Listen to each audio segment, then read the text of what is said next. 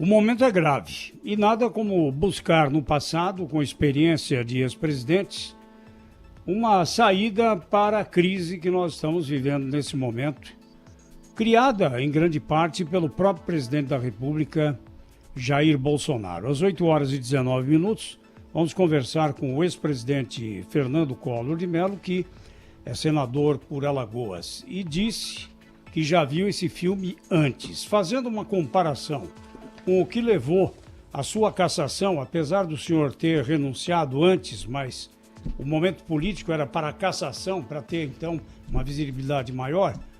O que é que o senhor vê que o presidente está enveredando pelo mesmo caminho que o levou à perda do cargo? Senador Fernando Collor de Mello, bom dia. Bom dia, senador. Vamos refazer aí? Caiu a linha, né, Thaís? Estava conectado, mas acho que deu algum problema aqui. Deixa eu liberar para o Caio, só para a gente entender o que está acontecendo. E é bom a gente falar para o nosso ouvinte, não é, Zé Paulo?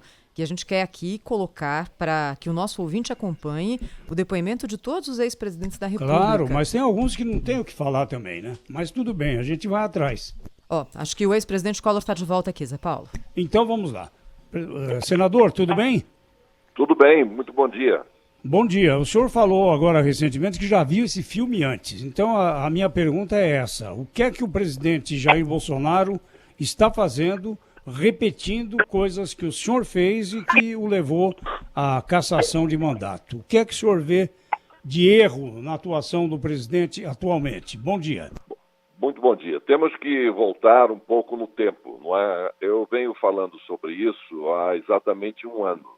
3 meses depois da posse do novo presidente, que eu venho alertando para a possibilidade de uma crise institucional que o levasse a um desenlace.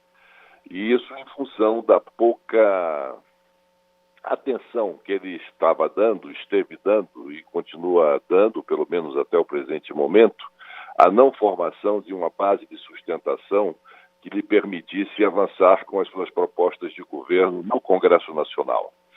É uma forma errática de governar, e esse filme que eu já vi, eu me reporto exatamente ao meu descuido, no sentido de não formar essa base parlamentar que desse sustentação ao governo, que redundou no meu processo de impeachment. E o importante não é somente ter a base de governo que o apoie nos projetos que ele envie para o Congresso Nacional, mas que crie uma relação de solidariedade com a pessoa do presidente. E isso só se constrói com base numa confiança recíproca entre os congressistas e o chefe do Executivo. E é exatamente isso que faltou e continua faltando ao atual presidente da República. Agora, presidente, Rafael, bom dia. O presidente Jair Bolsonaro, frequentemente, ainda durante a campanha, quando candidato, dizia que era o representante da nova política, que com ele não haveria toma lá da cá, etc. e tal, e com isso ele afastou partidos políticos, afastou lideranças importantes no Congresso Nacional. O senhor acha que é possível? E ele se identificou com uma parte importante da população que estava cansada, por exemplo, de mensalão, de petrolão, etc. e tal. O senhor acha possível compor base aliada no Congresso Nacional sem esse tipo de relacionamento espúrio na base do programa de governo, por exemplo? O presidente da República, ele precisa entender, seja ele qual venha a ser, ele precisa entender que ele é o líder político da nação. Como líder político da nação, ele tem por obrigação fazer política. E política por intermédio dos canais institucionais, que são os partidos políticos e os políticos. Então, isso é um dever constitucional e institucional do presidente da República.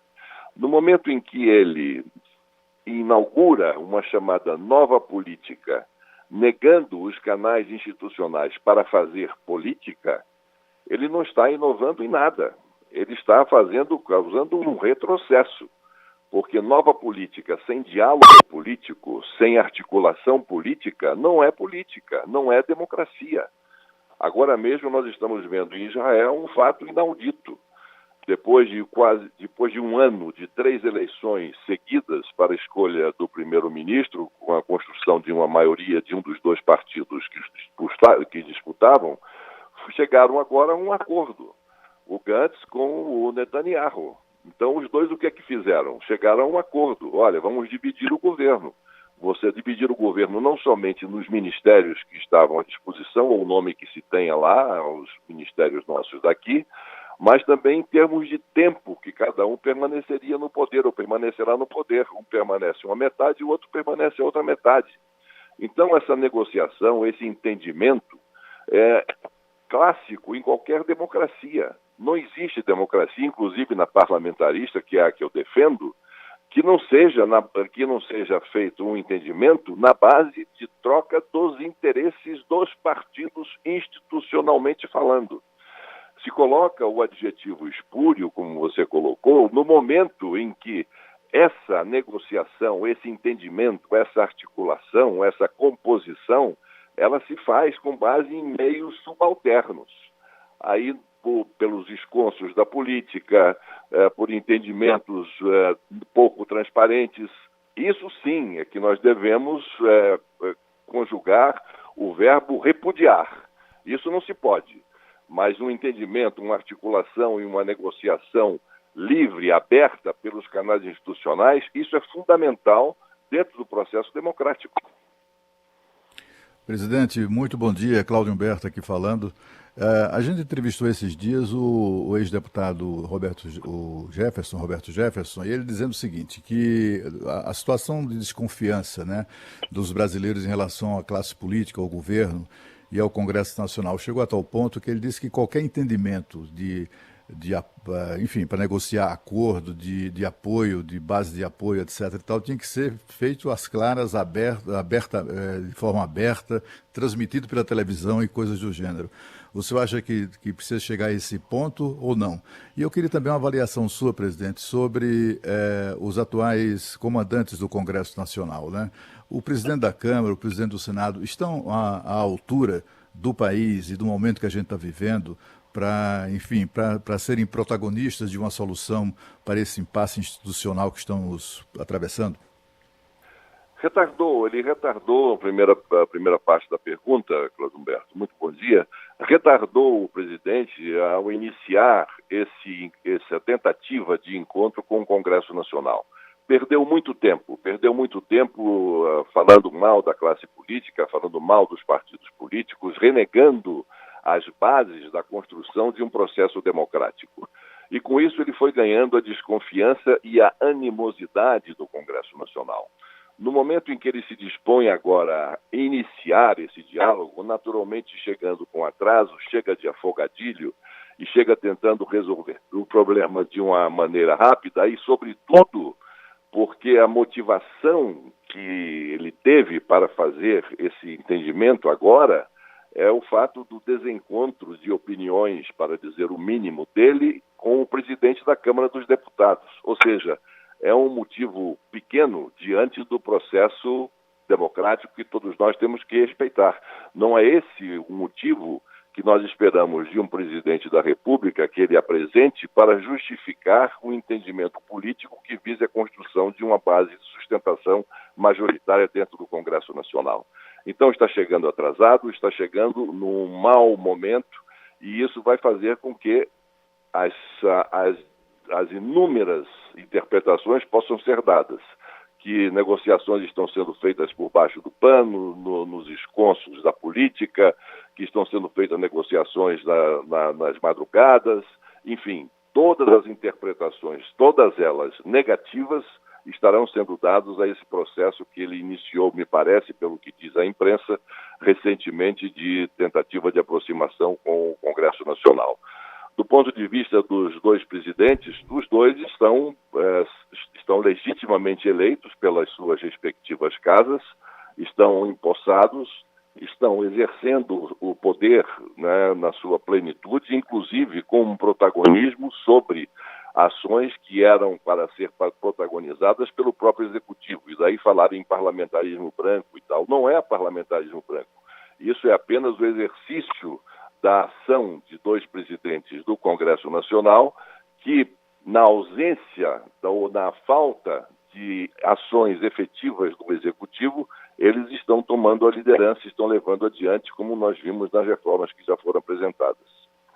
Presidente Fernando Collor de Mello, é o Pedro Campos. Eu queria perguntar para o senhor sobre a influência dos filhos do presidente nas atitudes tomadas por ele. Como, na sua opinião, se deve separar essa influência da família nas decisões do presidente da República? É uma influência deletéria, é uma influência que não poderia haver, porque hoje nós temos aí vários núcleos de poder, né, do poder mais próximo do presidente. Nós temos o chamado Inner Circle, que é exatamente esse núcleo mais duro, que é o grupo familiar, protagonizado pelo presidente da República, pelos seus rebentos, e esse é o primeiro núcleo. O segundo núcleo, que vem em torno desse, é formado pelo grupo de militares, que são as cabeças pensantes do governo e que são as cabeças da moderação. Mas esse grupo ele vem sendo superado pela insistência que os rebentos do senhor presidente da República têm em relação a ele. Então é uma influência enorme, uma influência extremamente abrangente e diligente, e que ao mesmo tempo dirige e condiciona as ações do presidente da República, sempre no sentido de criar conflitos, gerar desentendimentos, algo que nenhum presidente da República poderia imaginar sequer, para ter tranquilidade, para dar tranquilidade e transmitir tranquilidade ao país, querer fazer. Ou seja, viver e se alimentar de conflitos gerados no círculo mais íntimo do poder em torno do presidente da República. Bem, eu queria contar aos nossos ouvintes, senador Fernando Collor de Mello, que a gente está abrindo espaço aqui na Rádio Bandeirantes para que todos os ex-presidentes se manifestem e nos ajudem a entender, cada um com o seu ponto de vista, o tamanho, a profundidade dessa crise pela qual passamos agora. No sábado ouvimos o ex-presidente Temer, o senhor conversa conosco agora e, é claro, o nosso microfone aberto para os outros ex-presidentes que já foram contatados pela nossa produção. Isto colocado aqui, eu queria perguntar para o senhor o seguinte, senador: qual é hoje o grau de aderência que existe entre o centrão do Congresso Nacional e o Poder Executivo? Eu pergunto isso porque o Executivo diz que estava inaugurando uma nova forma de se relacionar com o Congresso e, de alguma forma, até desprezando ali a interlocução direta. Agora tenta uma aproximação. Deputados e senadores confiam no que está dizendo agora o Poder Executivo, senador? É aquilo que eu falei, o presidente chega atrasado, chega de afogadilho no momento de uma crise institucional que, até onde a minha memória alcança, eu não me lembro de nada parecido, porque nós temos dentro o conjunto das crises em que nós estamos envolvidos, né, a crise da pandemia, a crise política, a crise econômica. Tudo isso gera uma situação de exasperação da população que está passando por dificuldades, passa fome, sem emprego, sem perspectiva, sem esperança, sem a solidariedade necessária que ela precisa para poder sobreviver a isso tudo. E nessa questão do entendimento, o que faz que o entendimento seja o entendimento do toma lá da cá, do espúrio, é o afogadilho. É aquela questão de querer resolver na última hora um problema que não deveria ter existido, porque solucionados estariam os problemas desde o início se tivessem sido seguidas as regras democráticas, livres, abertas, transparentes, de um entendimento para a construção de uma maioria com base numa negociação, né, que se faz em qualquer lugar do mundo.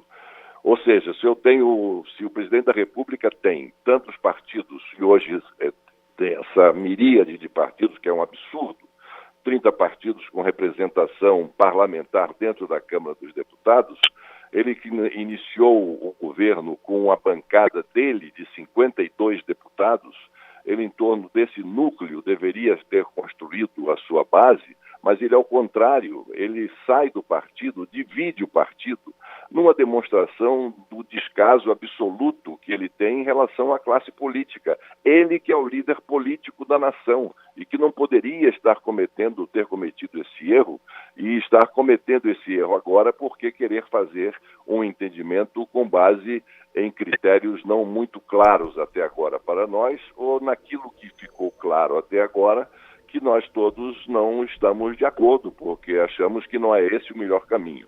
Mas, de qualquer maneira, o que eu acho que deveria estar acontecendo é, primeiro, uma reaproximação com os partidos políticos, com o corpo partidário da nação, que é o corpo político. Ele, como chefe, ele tem que estar articulado com os partidos políticos, reconhecer os partidos como os instrumentos necessários num processo democrático para a conformação de um governo.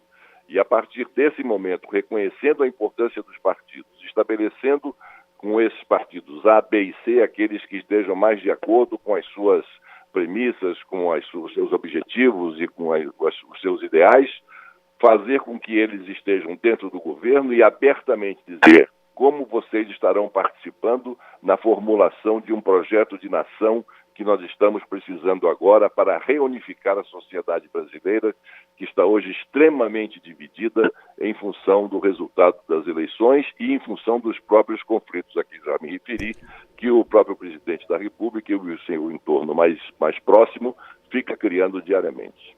Senador Fernando Collor de Mello, o senhor fala de entendimento com partidos políticos. O seu partido, o PROS, faz parte do chamado Centrão. E dizem que o presidente vai procurar o Centrão. O senhor já teve algum contato com o presidente Bolsonaro? Nenhum contato, não tenho informação dessa questão de que o meu partido esteja fazendo parte do Centrão, até porque é um partido muito pequeno, que não tem muita força. Tem 10 parlamentares, é isso? 10 parlamentares? 8 ou 9, por aí, em torno de 10 parlamentares. Na Câmara dos Deputados. No Senado somos 3. Então, eu não tenho esse conhecimento a respeito dessa formação do PROS na base do Centrão, que tem outros partidos muito mais importantes e que formam um conjunto mais sólido para ter interesse do presidente da República. Mas o que eu entendo é que qualquer partido que seja chamado para conversar não pode se negar a uma conversa com o presidente da República, porque o presidente da República é o líder político da nação e quando ele chama partido político ou lideranças políticas para conversar naturalmente dentro de uma área que não seja de uma oposição radical a ele, a não ser no momento de extrema crise, até aí também seria necessário uma conversa com a oposição, mas ele, no início, chamar os partidos que estejam mais afinados com essa proposta e esse projeto e essas ideias que ele tem, um pouco exóticas, mas, enfim, que ele tem. Então, ele tem que adaptar essas ideias à possibilidade de viabilizá-las politicamente por intermédio dos partidos políticos. E é isso que precisa ser feito. Senador, eu queria perguntar ao senhor sobre diferença entre órgão de Estado e órgão de governo. A indicação do diretor-geral da Polícia Federal é uma prerrogativa do presidente da República, constitucional. Mas entre o presidente da República e o diretor da PF existe o ministro da Justiça. E esse parece foi uma das razões do estresse gerado entre o presidente Bolsonaro e o ministro Moro. Como é que funciona essa relação entre presidente, ministro e o cargo de segundo escalão, né, no caso de presidente da Polícia Federal, de diretor-geral da Polícia Federal, e até onde pode ir um presidente da República para saber o que se passa, por exemplo, na Polícia Federal ou não? São duas coisas diferentes, nós temos que separar, são diferentes, né? Nós estamos vivendo num regime presidencialista. No regime presidencialista, quem nomeia e quem exonera é o presidente da República. Ele tem, pela Constituição, a liberdade absoluta de indicar quem ele julgar que deva indicar, quem ele acha que deva ser nomeado. Então, nisso se inclui também esses cargos como o diretor-geral da Polícia Federal. Acontece que existem cargos e cargos, não é? A Polícia Federal é um cargo que é uma função de Estado. Como é a função de Estado a órbita militar, como é a função de Estado a órbita da política externa. São funções de Estado. É claro que o presidente pode indicar quem quiser, mas ele tem que estar conformado nessas posições de Estado a ditames diferentes daqueles que não são carreiras de Estado. Então, para o diretor da Polícia Federal, é preciso ter um cuidado especial. Não se pode nomear qualquer um. E, naturalmente, como há uma subordinação, entre aspas, essa subordinação, porque a Polícia Federal hoje ela tem uma independência absoluta do ministro da Justiça no que tange às suas ações e às suas empreitadas. A Polícia Federal tem autonomia de fazer aquilo que ache conveniente o seu diretor-geral com os seus assessores, aquilo que achar conveniente para o correto funcionamento das instituições, no particular das ações da Polícia Federal. Então, a vinculação, melhor dizendo do que subordinação, é ao Ministério da Justiça. E como é uma carreira de Estado, e sendo o Ministério da Justiça o primeiro ministério criado pela República, é um ministério que tem a precedência sobre todos os outros, é mistério do presidente da República ouvir o ministro, no caso da Justiça, quanto à indicação do diretor-geral da Polícia Federal, para que seja uma pessoa respeitada pela corporação e seja uma pessoa com a capacidade, em função até mesmo dessa confiança, de exercer com brio esse mandato que é de Estado à frente da Polícia Federal, à frente da Direção-Geral da Polícia Federal. É isso que tem que acontecer. Não pode chegar e tirar o nome do bolso do colete porque é amigo, porque é o que lhe parece ser mais simpático e mais atencioso e, portanto, é ele que será o diretor-geral da Polícia Federal. Não é assim que se deve fazer. Deve ser feito de acordo com, claro, a caneta é do presidente, ele indica aquele que achar conveniente, mas achar conveniente dentro desses requisitos, de ser uma pessoa respeitada, de ser dentro da corporação e fora da corporação, de ser uma pessoa que tenha um bom trânsito em todas as áreas do judiciário, que seja reconhecido pelo Poder Judiciário também como uma pessoa capacitada para exercer essa função e que esteja naturalmente vinculado aos interesses de Estado e não a interesses de governo. Presidente, há neste momento um temor ou uma torcida, dependendo aí de quem do lado político, né, de quem manifesta esse tipo de preocupação, com relação à eventual saída do ministro da Economia, Paulo Guedes. Se isso acontecer, é o fim ou não existem insubstituíveis num governo aqui no Brasil? Nós estamos aí diante de um problema, de um dilema que vai ter que ser, melhor dizendo que problema, um dilema, né? O dilema do governo. Porque nós estamos vivendo, como nós sabemos, né, a crise da pandemia, a crise política, criada em função desses últimos fatos, mas que vem se acumulando desde o início do governo, e temos um problema de ordem econômica extremamente grave. Acontece que todas as medidas que têm que estar sendo tomadas pelo governo para combater os efeitos da pandemia, tanto na área social, mas também na área econômica, e no que tange a área econômica, isso bate de frente com o pensamento econômico do ministro Paulo Guedes, que é um smithiano, ele não tem nada, quando a política hoje é keynesiana. Nós precisamos, o governo federal, ele precisa estar aplicando recursos extraordinários para atenuar e combater a grande crise política, a grande crise econômica que nós estamos vivendo também. Então, se é um ministro da Economia que vem com um pensamento liberal que se conflita com o pensamento, ora, em prática, que é o keynesiano, se ele, nesse meio desse conflito, se ele não se adaptar a essa nova linha, ele não tem o que fazer no Ministério da Economia. ele vai ter que sofrer aí uma mutação interna muito grande, rever todos os conceitos da Escola de Chicago e se adaptar a um novo modelo econômico que atenda aos interesses de milhares e milhares de pessoas que hoje estão passando fome e estão perdendo os seus empregos em função dessa pandemia. Resta saber, ele vai se adaptar a isso ou não? Caso ele não se adapte, ele tem que sair do governo e se colocar um outro ministro que esteja envolvido com essa preocupação de agora, nessa pandemia, atender a as camadas mais vulneráveis da população brasileira. Senador Fernando Collor de Mello, minha última pergunta. E a presença de tantos militares no governo, isso dá uma certa segurança ao presidente Jair Bolsonaro ou é irrelevante? Não, é muito relevante a presença de militares no governo. Eu acho muito relevante porque há um certo preconceito em relação a isso, desde que nós saímos do regime militar, contra a presença, né, de militares na formação de um governo. Eu acho que não. Eu acho que os militares, tanto quanto os civis, eles são brasileiros, são pessoas extremamente bem formadas, os militares. Todos eles, quando chegam ao generalato, eles têm todos os mais importantes cursos da carreira militar, que se confundem em importância com as carreiras similares no âmbito civil, e são pessoas extremamente, portanto, bem formadas, e que podem dar, sim, uma grande colaboração ao país.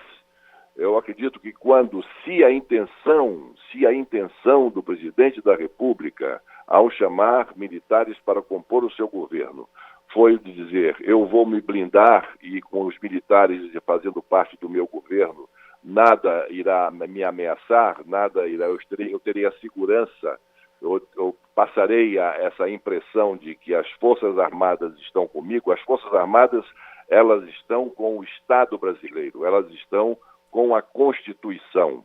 E, diferentemente do que disse o presidente da República, eu sou a Constituição, o que me deixou muito preocupado, porque é básico que a Constituição está acima do presidente da República, tanto que ele jura cumprir a Constituição, ou seja, jura cumprir aquilo que está escrito e está, portanto, acima dele.